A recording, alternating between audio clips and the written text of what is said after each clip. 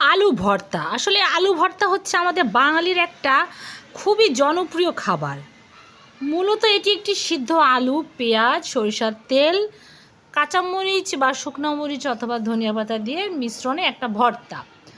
বাঙালি আলু ভর্তার ডাল খেতে খুবই পছন্দ করে। ঝটপট অল্প সময়ে, এমনকি এটি খুব মুখরোচক একটি খাবার হিসেবেও বেশ জনপ্রিয়তা লাভ করেছে। আলু ভর্তার ডাল হইলে আর কিছুই লাগে না আমাদের, তাই না? সাথে যদি একটু কাঁচামরিচ এবং শুকনো মরিচ মিশিয়ে করলে এটার টেস্টটা আমার কাছে আরও বেশি ভালো মনে হয়। আর আচারের তেলের আলু ভর্তা সে তো আর বলাই যায় না। আলু ভর্তা বাঙালি রন্ধনশিল্পের একটি অত্যন্ত জনপ্রিয় খাবার।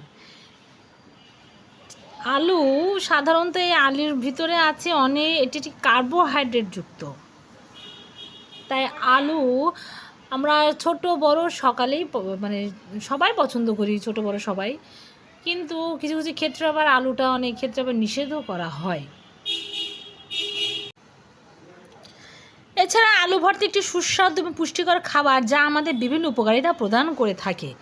তার মধ্যে হলো উচ্চ পুষ্টিমান, শক্তির উৎস। আলুতে ভিটামিন সি, ভিটামিন বি6, পটাশিয়াম, ম্যাগনেসিয়াম, ফাইবার রয়েছে এবং এর সব উপাদান যেটা কিনা আমাদের শরীরের জন্য খুবই উপকারী।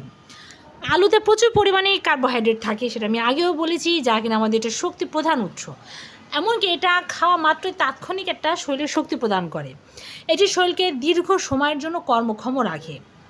অ্যান্টিঅক্সিডেন্ট, আলুতে থাকা ভিটামিন সি এবং অন্যান্য অ্যান্টিঅক্সিডেন্ট যেটা কিনা আমাদের শরীরের কোষগুলোকে বিভিন্ন ক্ষতির হাত থেকে রক্ষা করে, এমনকি রোগ প্রতিরোধ ক্ষমতাও বাড়িয়ে থাকে।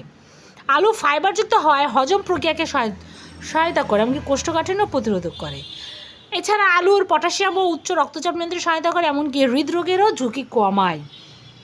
কম তেলে তৈরি এবং পরিমিত পরিমাণে খাওয়া হলে আলু ভর্তা ওজন নিয়ন্ত্রণেও সহায়ক হতে পারে।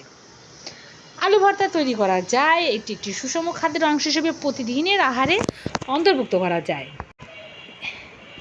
এছাড়াও কার্বোহাইড্রেট যেটা কিনা আলুতে প্রচুর পরিমাণে থাকে, যা আমাদের শরীরের শক্তি তো যোগায়, এমনকি শক্তিশালী অ্যান্টিঅক্সিডেন্ট বা ইমিউনিটি সিস্টেমকে শক্তিশালী করে এবং ত্বকের জন্য ভালো।